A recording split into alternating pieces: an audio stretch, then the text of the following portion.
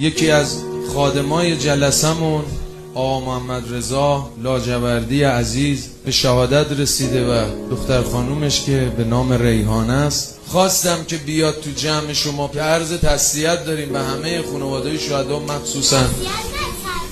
آفرین. آخه هیچ گریه نکرده میدونید یا نه؟ ریحانه جان میشه به ما بگید چرا گریه نکرده؟ چون اگر گریه میکردم اسرائیل شاد میشد.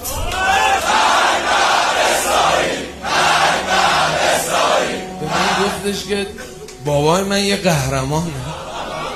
قهرمانه رفت با اسرائیل جنگید. باید بگیم تبریک. آفرین ریحانه با بابا درس بزن.